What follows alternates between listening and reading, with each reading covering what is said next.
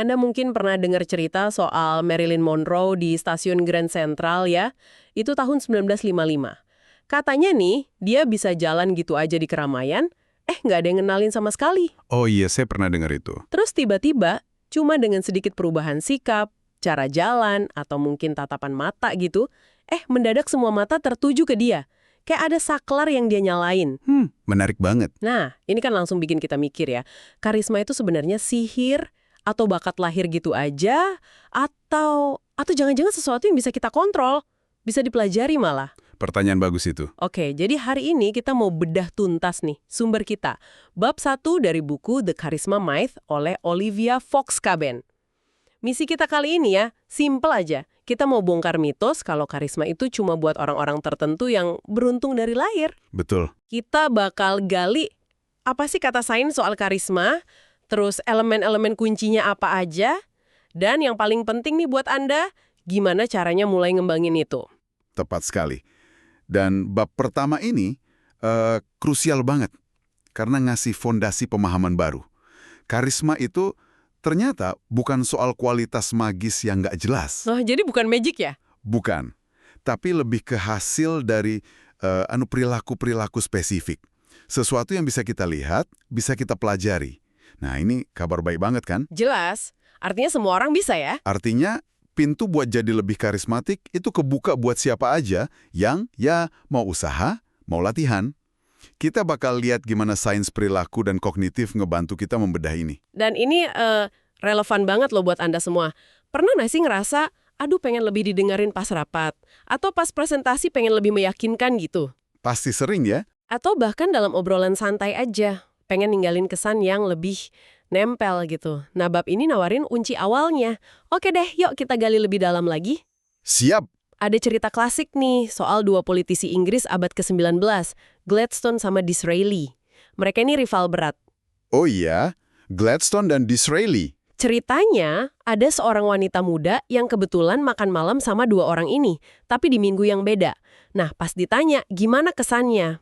Gimana katanya? Wanita itu bilang, setelah makan malam sama Pak Gladstone, saya jadi ngerasa kalau dialah orang paling pintar di Inggris. Oke. Fokus ke Gladstone-nya ya? Betul, tapi dia lanjut. Setelah makan malam sama Pak Disraeli, saya malah ngerasa kalau sayalah orang paling pintar di Inggris. Wah, beda banget ya efeknya. Yang satu bikin orang lain merasa hebat. Ini, karisma itu intinya bikin orang lain merasa nyaman dekat kita, percaya sama kita, dan bahkan terinspirasi buat ngikutin kita. Jadi bukan cuma soal disukai aja ya?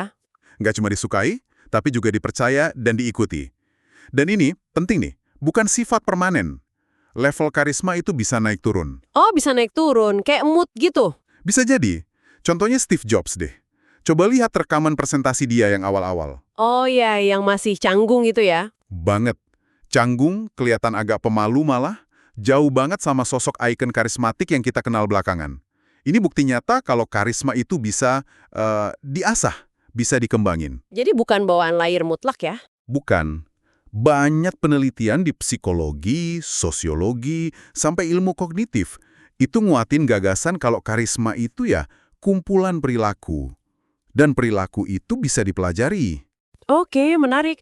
Nah, Cabane ini mecah karisma jadi 3 komponen inti. Katanya sih, ini yang kita proyeksikan dan dinilai orang lain apalagi pas pertama ketemu. 3 pilar itu. Presence atau kehadiran. Presence ya? Terus power atau kekuatan atau pengaruh gitulah ya. Dan yang ketiga, warmth atau kehangatan. Betul, 3 itu. Presence, power, warmth. Jadi gini, waktu kita ketemu orang baru, otak kita itu secara naluriah, cepet banget ngelakuin penilaian. Ada 2 hal utama yang dinilai. Apa tuh? Pertama, orang ini punya kemampuan nggak sih buat bertindak, buat mempengaruhi dunia di sekitarnya? Nah, itu yang disebut power, kemampuan. Oke, power, kemampuan ya. Kedua, orang ini niatnya baik nggak sama saya? Ada rasa peduli nggak? Itu warmth, niat baik. Power dan warmth, kemampuan dan niat baik. Iya. Nah, orang yang dianggap karismatik itu biasanya berhasil nunjukin kombinasi keduanya. Mereka kelihatan punya power yang cukup signifikan. tapi di saat yang sama juga mancarin warmth.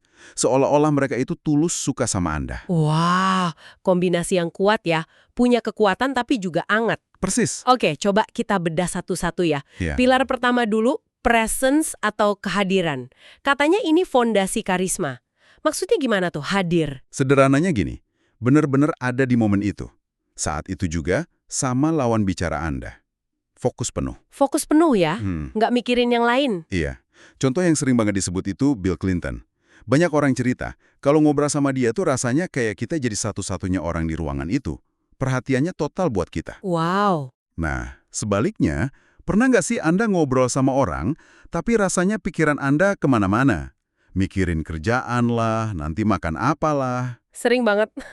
Nah, kemungkinan besar lawan bicara Anda itu ngerasain loh. Sadar atau nggak sadar. Karena otak kita tuh jago banget baca ekspresi mikro di wajah.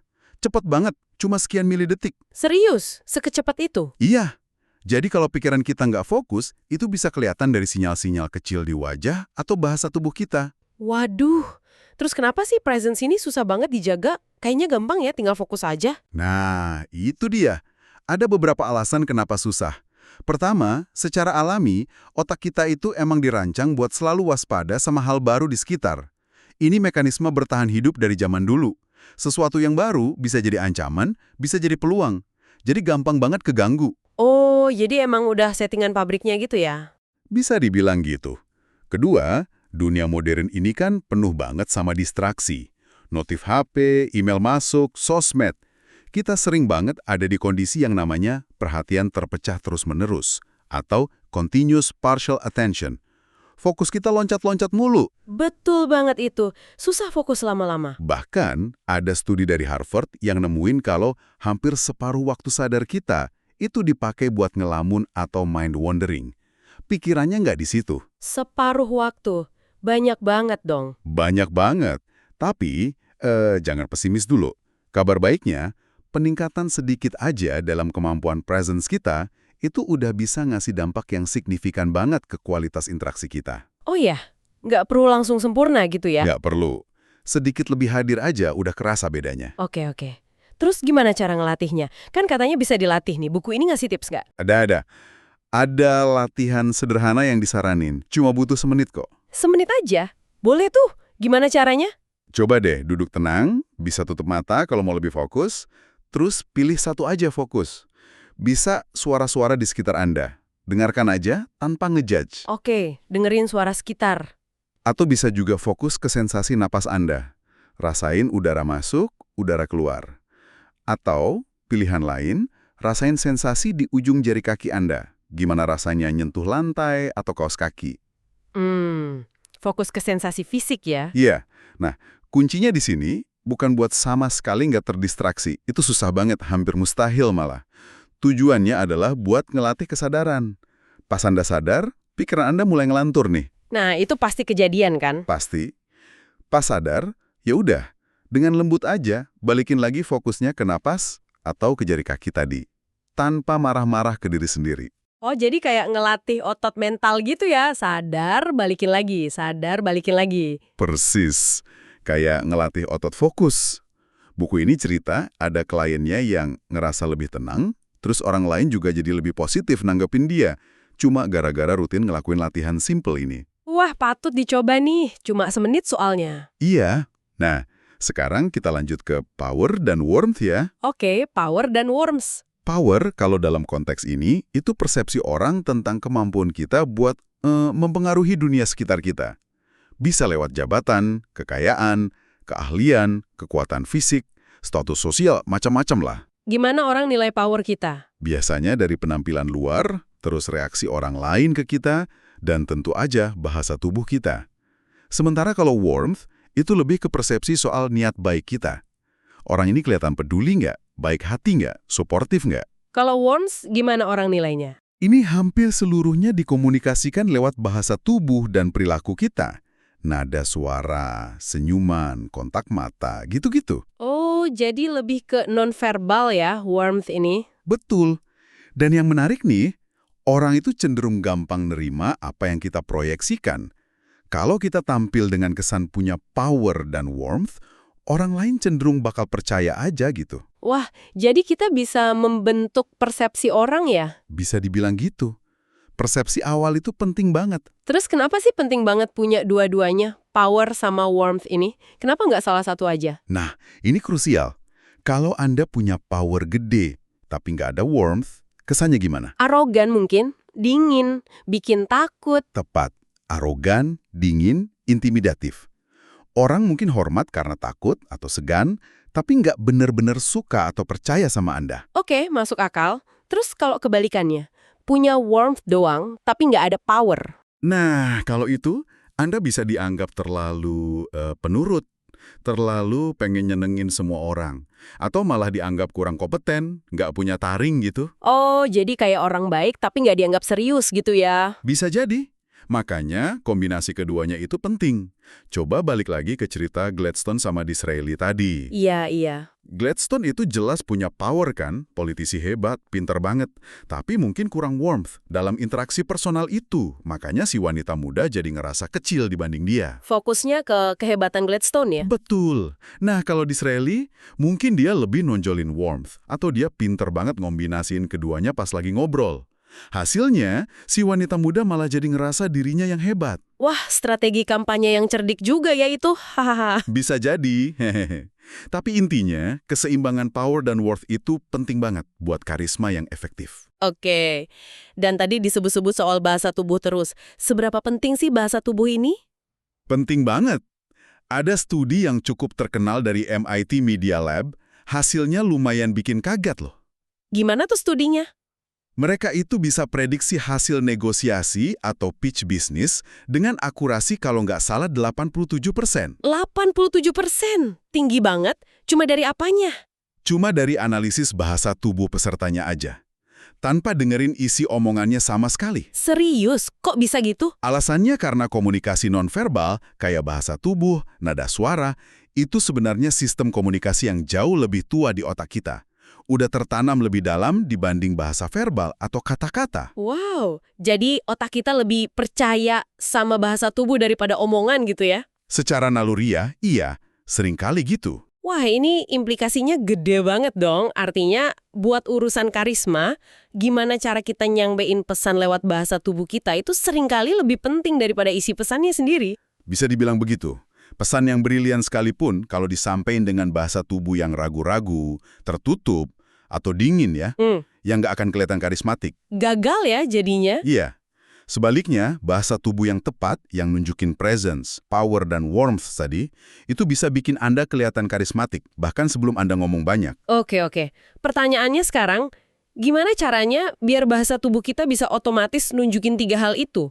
Apa harus latihan di depan cermin? Nah, ini nih bagian yang paling fundamental dan sering kelewat. Kunci dari bahasa tubuh karismatik yang otentik itu bukan di niru-niru pose atau gestur orang lain. Bukan hafalan gaya gitu ya? Bukan. Kuncinya ada di kondisi internal Anda, di pikiran dan perasaan Anda. Kondisi internal maksudnya? Apa yang Anda rasain dan pikirin di dalam diri Anda, itu secara otomatis bakal bocor keluar lewat bahasa tubuh. Seringnya lewat sinyal-sinyal mikro yang kecil banget, tapi bisa ditangkap sama alam bawah sadar orang lain. Oh, jadi apa yang di dalam kelihatan di luar gitu ya? Persis. Jadi kalau Anda lagi ngerasa cemas, ragu, atau lagi ngeritik diri sendiri di dalam hati, mau usaha sekeras apapun buat pasang topeng karisma dari luar, itu bakal kerasa aneh, nggak tulus. Janggal aja gitu. Nggak nyambung ya jadinya? Nggak nyambung. Sebaliknya, kalau Anda berhasil ngakses kondisi internal yang positif, ngerasa percaya diri, hangat ke orang lain, benar-benar hadir, nah, bahasa tubuh yang karismatik itu bakal muncul secara alami. Nggak perlu dipikirin. Wah, jadi langkah pertama buat bangun karisma itu bukan belajar etiket atau cara jabat tangan, tapi justru nguasain keterampilan internal ya? Betul sekali. Kemampuan buat ngenalin dan ngelola suasana hati dan pikiran kita sendiri. Contohnya kayak gimana tuh keterampilan internal? Misalnya, kemampuan buat bangkit lagi, buat kembali ngerasa percaya diri setelah, katakanlah, dapat kritik atau ngalamin kegagalan kecil. Itu penting banget. Oke, masuk akal. Mengelola mesin di dalam diri kita dulu ya? Betul. Dan hubungan antara pikiran sama tubuh ini nyata banget loh kekuatannya. Gimana contohnya? Contoh paling gampang deh. Jantung kita kan suka deg-degan tuh pas nonton film horor. Padahal kita tahu itu cuma film, bohongan. Iya juga ya, badan kita bereaksi padahal otak tahu itu nggak nyata. Nah, itu karena otak kita seringkali susah bedain mana imajinasi, mana realita. Efek placebo juga contoh kuat banget. Oh, efek placebo, yang obat bohongan tapi manjur itu kan? Iya, kita sering dengar cerita kan, di medan perang misalnya, tentara yang luka dikasih suntikan air garam biasa, tapi dibilangin itu morfin. Dan ternyata rasa sakitnya beneran berkurang. Wow. Atau ada studi menarik dari Alan Langer di Harvard. Dia bikin lingkungan buat para lansia yang didesain persis kayak zaman muda mereka. Hasilnya, mereka nunjukin perbaikan fisik yang nyata. Seolah-olah tubuh mereka ikut balik muda karena pikirannya ngerasa gitu. Serius? Sampai ada perbaikan fisik? Gila juga ya kekuatan pikiran? Kuat banget. Nah, prinsip inilah bahwa pikiran bisa banget mempengaruhi kondisi fisik kita dan gimana kita tampil di mata orang lain yang jadi dasar banyak teknik buat ningkatin karisma. Oke, jadi jelas ya, kondisi internal itu kunci banget. Nah, kalau gitu, apa dong yang biasanya jadi penghalang utama? Kenapa kita susah ngerasa pede, hangat, dan hadir itu? Bab 1 ini nyinggung soal itu nggak? Ada banget. Bab 1 ini nyorot satu musuh besar karisma, yaitu ketidaknyamanan. Bisa fisik, bisa juga mental. Ketidaknyamanan ya. Oke, coba kita bahas satu-satu. Yang fisik dulu deh. Oke, ada contoh menarik di buku. Soal eksekutif namanya Tom. Dia ini hampir aja gagal dapat deal bisnis jutaan dolar cuma gara-gara salah kostum. Gara-gara baju, kok bisa? Jadi ceritanya, dia meeting penting sama klien di teras restoran pas hari lagi panas banget. Nah, dia pakai setelan jas bahan wol warna hitam teber. Aduh, kebayang gerahnya. Iya kan? Akibatnya, dia kepanasan, jadi gelisah, ngelapin keringat mulu, terus matanya nyipit karena silau matahari.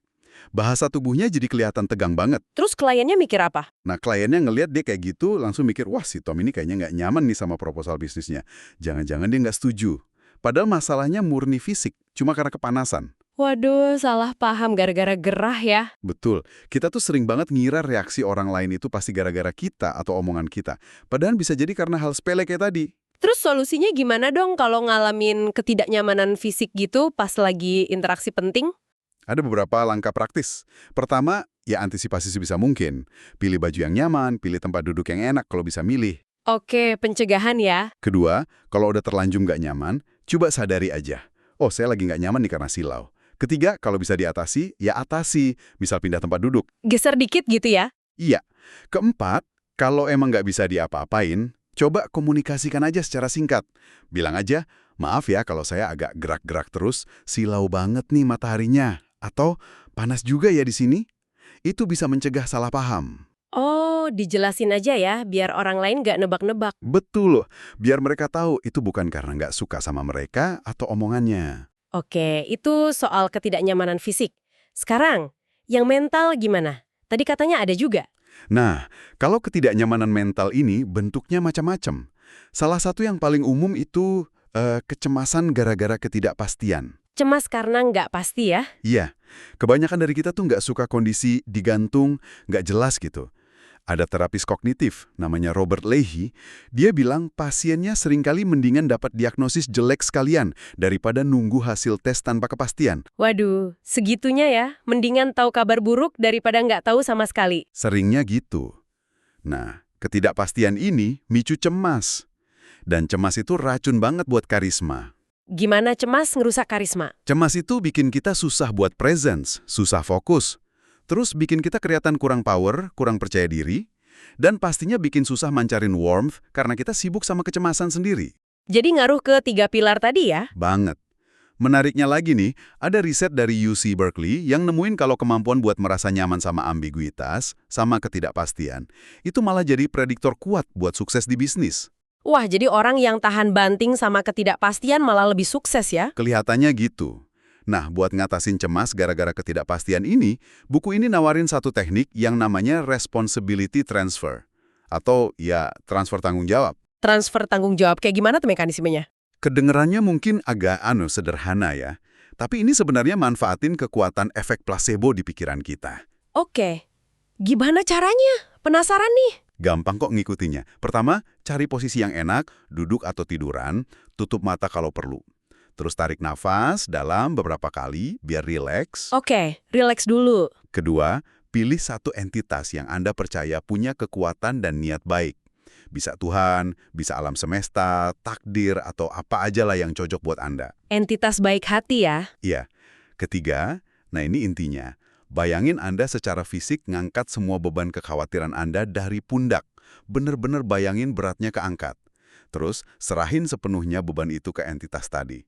Biarin mereka yang urus. Wow, dibayangin diserahin gitu ya. Betul. Keempat, coba rasain bedanya. Rasain sensasi bebannya beneran keangkat dari pundak Anda. Dengan cara ini, kita kayak ngeyakinin pikiran kita kalau tanggung jawabnya udah pindah tangan. Harapannya, respon stres fisik dan mental kita bisa mereda. Kayak main trik tapi positif ya. Bisa dibilang gitu. Ada contoh di buku soal klien namanya Patrick. Dia ini sering demam panggung parah sebelum presentasi penting, tapi dia berhasil ngatasin itu pakai teknik ini, dan presentasinya sukses. Wah, menarik banget buat dicoba kalau lagi cemas ya. Iya. Nah, bentuk lain dari ketidaknyamanan mental yang juga umum banget itu kritik diri, self-criticism. Oh, suara di kepala yang suka nyalah-nyalahin itu ya? Nah, itu dia. Suara yang bilang, aduh, tadi ngomongnya bego banget sih. Atau, kenapa sih kamu gini terus? Ternyata, suara kritis ini bisa micu respons fisiologis yang sama kayak pas kita ngadepin ancaman beneran. Respons fight or flight. Serius? Cuma gara-gara pikiran negatif ke diri sendiri? Iya, hormon stres kayak adrenalin sama kortisol itu keluar. Terus, kata David Rock, kondisi stres ini bisa matiin bagian otak kita yang tugasnya mikir jernih, mikir kreatif. Fungsi-fungsi itu dianggap nggak penting pas lagi mode bertahan hidup. Pantesan kalau lagi down suka jadi blank ya otaknya. Bisa jadi karena itu. Dan ini kelihatan banget di bahasa tubuh kita. Mungkin kita jadi agak meringis tanpa sadar pas ngerasa salah ngomong, atau bahu kita jadi agak turun, nggak tegap. Ngaruh ke postur juga ya? Ngaruh. Terkait erat sama kritik diri ini ada yang namanya imposter syndrome. Oh, sering denger nih istilah ini. Iya, ini perasaan yang terus-terusan muncul kalau kita sebenarnya nggak sehebat atau sepinter yang orang lain kira. Kita takut suatu saat kedok kita kebongkar. Padahal mungkin emang hebat beneran ya? Justru itu ironisnya. Ini sering banget dialamin sama orang-orang yang prestasinya tinggi loh. Banyak mahasiswa di kampus top kayak Stanford ngaku ngalamin ini. Wah, kok bisa gitu ya? Kompleks sih penyebabnya. Tapi intinya, meskipun perasaan ini kadang bisa jadi motivasi buat kerja lebih keras, dampaknya ke bahasa tubuh kita sering bikin kelihatan kurang pede, sama ke kebahagiaan kita secara umum, itu cenderung negatif. Iya sih, nggak enak ya hidup kalau terus-terusan ngerasa penipu. Nggak enak banget. Oke, jadi banyak banget ya yang udah kita bahas dari bab 1 The Charisma Myth ini. Kalau dirangkum nih, intisari utamanya apa sih yang bisa kita pegang? Intinya sih, pesannya kuat banget dan ngasih harapan ya. Karisma itu bukan bakat misterius, bukan sihir, tapi lebih ke keterampilan yang bisa dipelajari. Akarnya ada di perilaku spesifik. Perilaku yang bisa dilatih ya? Betul. Kuncinya ada di 3 pilar tadi. Presence, hadir sepenuhnya di momen itu. Power, persepsi kemampuan kita buat ngasih pengaruh. Dan warmth, niat baik yang terpancar ke orang lain. Presence, power, warmth. 3 itu ya? Dan yang paling fundamental, yang ngendaliin semua itu dari dalam adalah kondisi internal kita. Pikiran dan perasaan kita. Dimulai dari dalam ya? Iya, kondisi internal inilah yang nantinya secara alami akan ngebentuk bahasa tubuh kita, yang dilihat orang lain. Nah, penghalang terbesarnya seringkali juga datang dari dalam. Rasa nggak nyaman fisik, atau mental kayak cemas soal ketidakpastian, ragu sama diri sendiri, atau kritik internal yang nggak habis-habis. Jadi musuh terbesarnya ada di diri sendiri ya? Seringnya gitu. Makanya teknik kayak responsibility transfer tadi itu cuma salah satu contoh alat awal buat mulai ngoprek atau ngelola mesin internal kita ini. Wah, pembahasan kita dari bab 1 ini benar-benar kayak ngebuka mata ya. Ternyata akar karisma itu jauh lebih dalam dari sekedar penampilan luar atau jago ngomong. Dimulainya dari apa yang terjadi di kepala sama hati kita. Persis. Jadi bangun kesadaran soal presence kita, terus ngelatih kemampuan buat ngelola ketidaknyamanan internal, sama paham gimana power dan warmth itu main bareng. Nah, itulah fondasi buat karisma yang otentik dan tahan lama. Jadi bukan soal jadi orang lain ya? Sama sekali bukan. Justru ini soal gimana caranya ngeoptimalin dan mancarin versi terbaik dari diri Anda yang sebenarnya. Keren banget sih konsepnya. Ini mungkin satu hal deh yang bisa Anda bawa pulang buat direnungin. Coba deh, pas nanti Anda interaksi sama orang lain, perhatiin dikit. Bukan cuma apa yang mereka omongin, tapi coba rasain seberapa hadir sih mereka kelihatannya. Oh, jadi kita amati tingkat presence orang lain. Iya. Dan yang lebih menantang lagi, tanya ke diri sendiri, seberapa hadir saya di percakapan ini barusan? Udah beneran fokus atau pikiran saya kemana-mana? Wah, introspeksi diri ya. Iya, sekedar nyadarin tingkat kehadiran ini aja, baik diri sendiri maupun orang lain, itu udah bisa jadi langkah pertama yang kuat banget loh dalam perjalanan Anda ngasah karisma. Bener juga ya. Dimulai dari kesadaran dulu. Betul, kesadaran itu kunci. Oke deh, terima kasih banyak udah nyimak kupasan mendalam kita kali ini yang sumbernya dari bab 1 The Charisma Myth. Semoga ada aha moment yang Anda dapat ya dan bisa jadi bekal buat eksplorasi selanjutnya. Sampai ketemu lagi di pembahasan kita berikutnya.